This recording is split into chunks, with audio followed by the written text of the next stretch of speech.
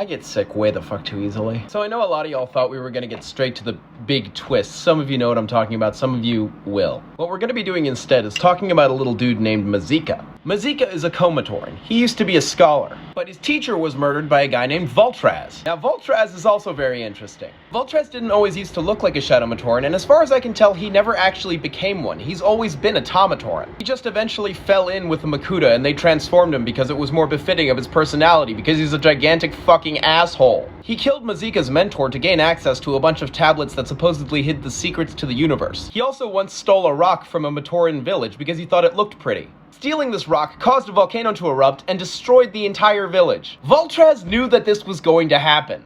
Because, and I cannot emphasize this enough, he's an asshole, and Mazika has made it his mission to kill him.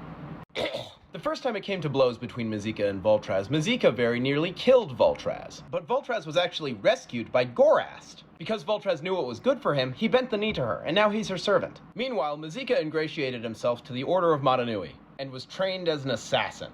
Mazika's a serious badass. He can bring dudes twice his size to heal. So he was doing pretty great for a while, until he had to go find a Matoran named Krakoa to turn him into a Toa. You might remember this story from a couple of episodes ago. I say a couple of episodes ago, it must have been like almost 100 episodes ago. Anyway, Voltraz showed up out of nowhere and leveled the entire village with a sonic weapon. Krakoa managed to escape with the help of a different Order of Madanui member named Jabraz, but Mazika was held back by Voltraz. Voltraz defeated Mazika in battle and very nearly killed him, but then just decided nah, because he knew Mazika would forever have to live with the fact that he'd been beaten. So, of course, Mazika swore revenge. God, I hate being sick. Mazika was a member of the Order of Madanui for quite some time. At one point, after the events of Federation of Fear, Mazika had the chance to kill Vizon. He decided to spare him. This would have an untold amount of consequences that I cannot even begin to elaborate on at this point. We will get to that. Meanwhile, Voltraz discovered some shit that would be really pertinent to the Battle of Cardanui, so he decided to make his way over there.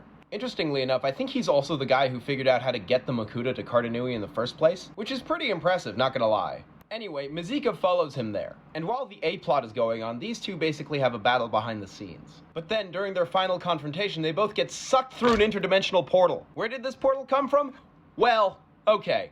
I promise I will get into the details of this at another point, but basically Vizon got a mask of interdimensional travel fused to his head, and just started creating a bunch of portals in random places by complete accident. At least I'm pretty sure that's why that happened. Anyway. I have a smidge of a hangover. Mazika and Voltraz fall headfirst out of the portal. They find themselves in a beautiful forest that they don't recognize. They're both very suddenly greeted by a Matoran that they don't know, but we would recognize as Maku. And Maku's accompanied by Helrix. But there's something weird going on here, because Maku has introduced herself as Toa Maku, and she says she's honored to meet fellow heroes of the Melding. Okay, so what's going on here? A long-ass fucking time ago, the Great Beings realized that their planet was being depleted of all of its natural resources and that it was going to die. If I went into more detail about that right now, none of it would make sense. So the Great Beings created two new races, the Matoran, who were built as large boys to do back-breaking labor, and the Toa, who were blessed with tiny stature for added agility. So these little dudes were sent into the core of the planet to repair it, and it worked. This process was known as the Melding. In this universe, the Great Spirit was never created. Oh, I think it's pertinent to mention that Voltraz makes a Wizard of Oz reference, and it's great. Mazika and Voltraz explain that they're not from around here without actually enlightening Maku to the fact that they're from a universe that's rapidly collapsing in on itself. And Maku's like, well, if you need help getting home, you could probably talk to the Council of the Great Beings. They might be able to help you. Of course, they'll need a guard and a guide to get there, and who better to do that than Pterodax? Well, aren't you the queen of Crazy Town? Everything's the opposite of everything! In this universe, the Great Beings created the Makuta to make wildlife and all that stuff, but they were also created as infallible guardians of light. These mighty warriors swear an oath to the Great Beings that they are incapable of breaking. Greg Farshti's a maniac. I love him.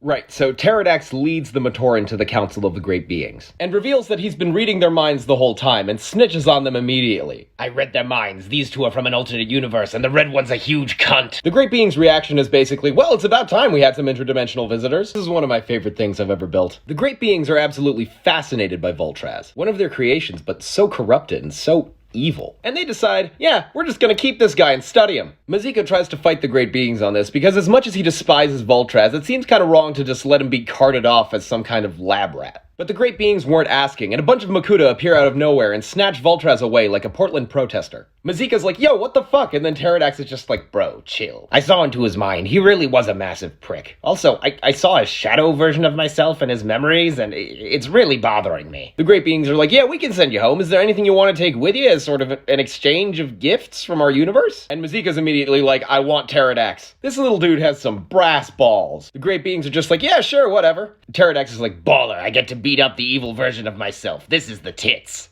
And so they return to Mazika's war-torn hellscape.